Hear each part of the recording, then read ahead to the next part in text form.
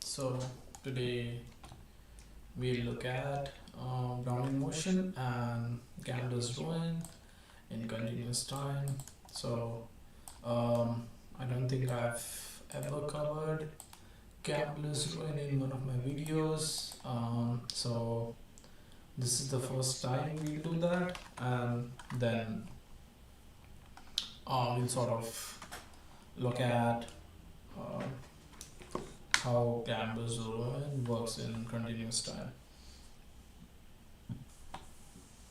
So, in this lecture, I provide more facts about Brownian motion. The best reference for this lecture is Ross's textbook or the book by S. Shreve for stochastic calculus. Um, so, what's the first fact that we need to know? Well, we need to know that Brownian motion as the continuous limit of rescale symmetric random walk. Basically, this means that Brownian motion is nothing but a symmetric random walk in a continuous time. The Brownian motion is a stochastic process in continuous time with the continuous state space. The set of outcomes of the Brownian motion sigma can be seen as the result of an infinite number of coin tosses, but the coin is infinitely fast in the continuous time limit. So basically, if we assume that there's a fair coin, its outcomes are random. So basically, if you are continuously and very quickly dropping a lot of coins or tossing a lot of coins, the path that the trajectory, if we assume that up is heads and down is tails, the path that is made by it is a Brownian motion path, which basically says that it's a random path. We also recall that as a consequence of central limit theorem, the Brownian motion Wt equals Wt minus W naught is a randomly distributed process with mean 0 and variance t. Furthermore, all the increments Wtj plus 1 minus Wtj are normally distributed with mean 0 and variance Tj minus Tj plus 1 minus Tj. So this basically says that two increments between Brownian motions or any increment, any two Brownian motion increment in the same process are normally distributed with mean 0 and variance basically Tj plus 1 minus Tj, which is basically the standard variation. If the variance is T for one interval, then this would be T. Brownian motion as a Gaussian process. We earlier saw that in the introductory lecture on stochastic processes, the definition of Gaussian process. It turns out that the Brownian motion is indeed a Gaussian process, and in this subsection we look at its joint distribution. For all 0 equals T naught and all the T values greater than its previous value, the random variables Wt1, Wt2, Wtn are jointly normally distributed. The joint distribution is characterized by the vector of its mean and its covariance matrix. The mean of each Wtj is 0, so expectation is 0. We want to determine its covariance matrix. So covariance of the two variables is basically expectation of Wt1 into Wt2 or Wtn into Wtn plus 1, something like that. That gives us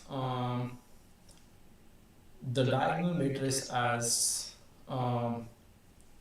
T, which is the variance of the process. If we remember from here,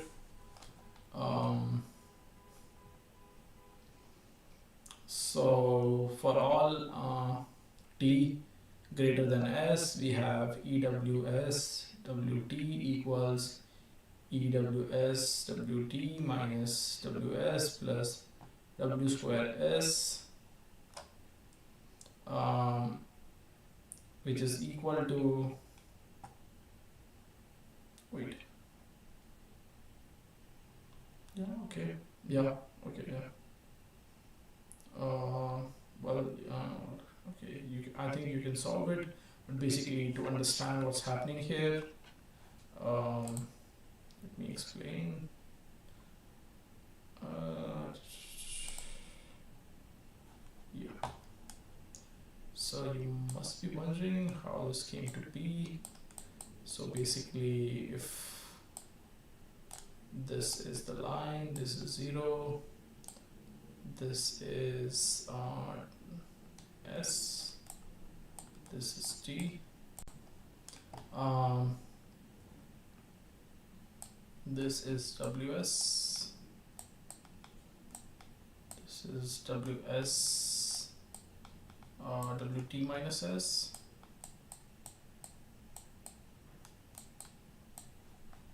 and basically WT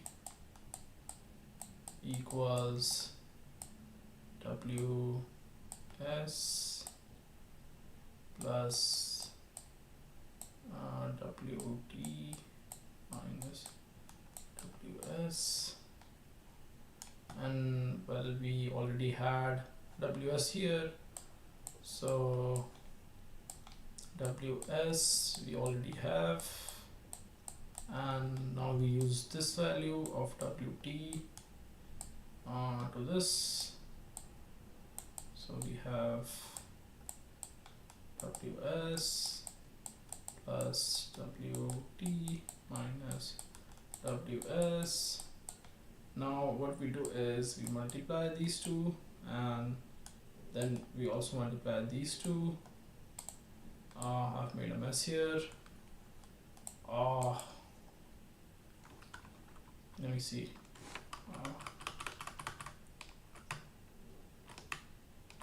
Yeah. So basically, that's how you'll get this. I think my explanation was pretty clear. Let me know in the comments if you did not understand that. Yeah, so you have this again from here, and basically what we did was, wait, how is W2S? What's the value of this? Oh, it's here. Okay, so WS into E of WT, WS, which is 0. Why is it 0? Because two distributions are, so two intervals or two different distributions within a stochastic process in a Brownian motion are independent. So this is 0, this would be 0, and well, this was from here W square T equals T, so W square S equals S. So naturally it turns out to be this, which gives you a covariance matrix like this.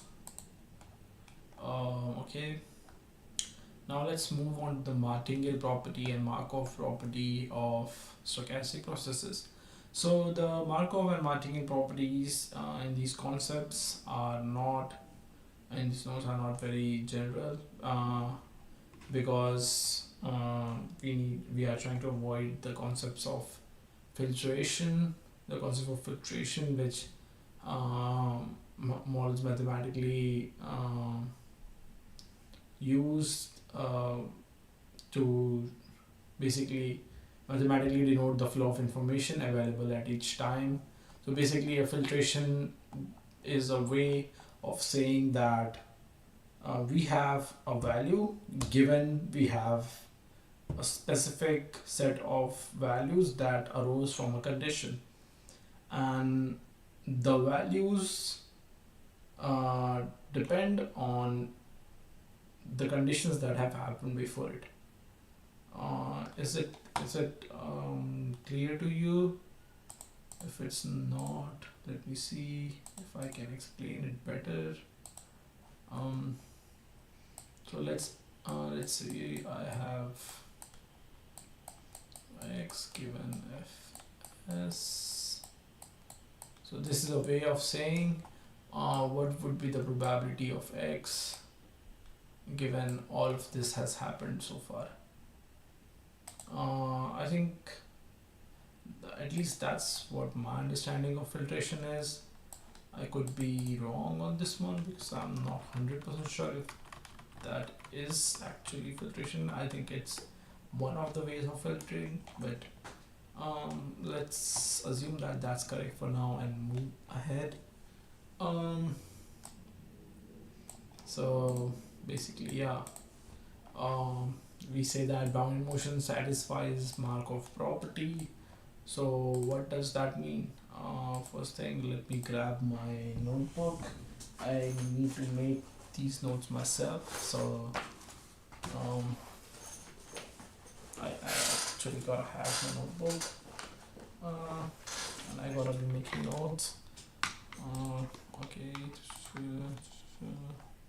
Oh, one thing, I was also training a machine learning, deep learning model, and it has trained. Let's see how it performed. Oh well, it's not performing so well, but we'll get back to it later. Yes, okay. So yeah. Well, let's look at this now. So Brownian motion satisfies the Markov property for all s's between 0 and t. So the property says that, what does the property say? It has some weird words, but let's try to understand it. So it says that a probability of wt less than x is conditional, or is given that we have wu, given that we have u less than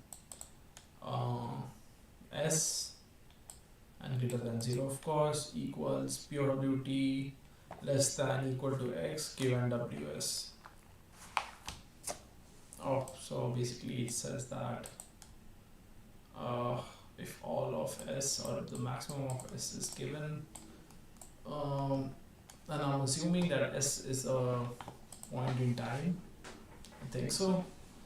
So given that, if that's given, then basically if we have a set of information, w u to ws, and s being the greater value of them, between them. So if we have the information of s, we can say that the probability of wt is dependent on this s, just s. So like that, this highlighting this was my point, just this. The above property can be interpreted in the following way. When you look at the future distribution of a Brownian motion conditionally on its past realization, the only relevant data is the most recent observation of the whole path. So I guess that's what I said. Furthermore, we say that Brownian motion satisfies the martingale property, which says that given all the values from 0 to t, we have we can calculate the expectation at time t as value of e of ws, which is ws, as long as we know what the value of ws is, and it is less than t. So basically, the regular martingale property holds true here. Also, since the Markov property holds for Brownian motion, you may rewrite the above relation as Wt and given Ws equals Ws. We show below that the martingale property holds by doing this. Again, this is a simple calculation similar to one I just did. You can read it later. It's a simple. I don't think I need to explain this. Oh, but if you need to explain it, basically, if you have the similar line that, like the one I had you like 5 minutes ago, you can come like you can automatically come to this conclusion that we have here, and automatically will end up with this value. Yeah, well, since Brownian motion is a Markovian process, it can be characterized alternatively by its initial condition W naught 0 equals 0. So this is crucial information. So Brownian motion, I'm adding to my notes two things. First thing was that Brownian motion is a martingale, and the second thing is it has a Markov property or a Markovian process, which makes it so that W0 equals W equals 0. And transition density is given for x, y, s less than t by probability of x, y, x, t, s. So this function equals 1 by root 2 t minus s exponent of minus y minus x whole square by 2 t minus s. So this is like very similar to a normal distributions density function. If you replace, let me see, I think t minus s is usually sigma and y minus x is usually mu. So density function of normal distribution, so it's usually x minus mu and sigma, and we have y minus x, and this is our t minus s, which is the equivalent of sigma. So I'll just write it down. This might come in handy during the exam. 2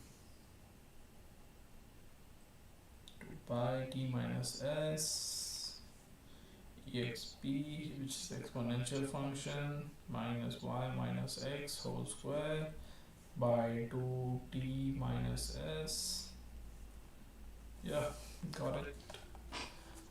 The probability density in the variable y for random variable wt conditioned by the event ws equals x. The transition density for Markov process in continuous time with a continuous state space is the analog of transition probability matrix for Markov chains in discrete time with discrete space. Well, this is just great.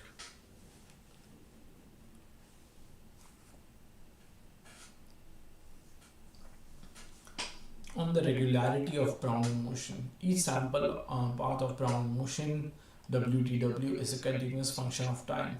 It does not have jumps. However, the sample paths of Brownian motion cannot be differentiated with respect to time variable at any point. So this is also crucial information. It says that although a Brownian motion is continuous, its samples can't be distributed, so its paths can't be differentiated.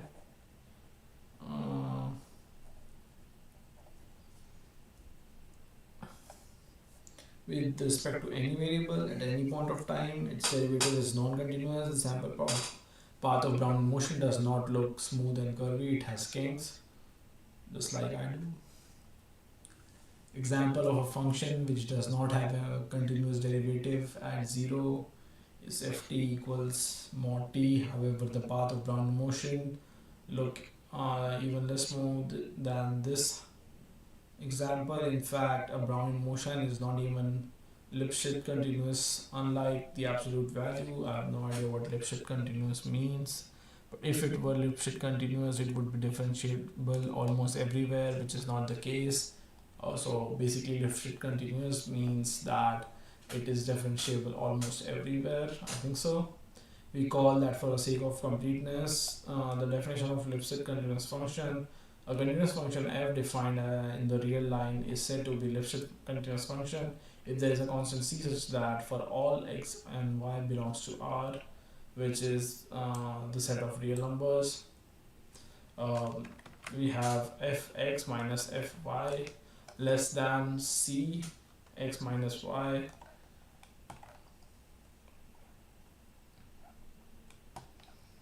Okay, I think that's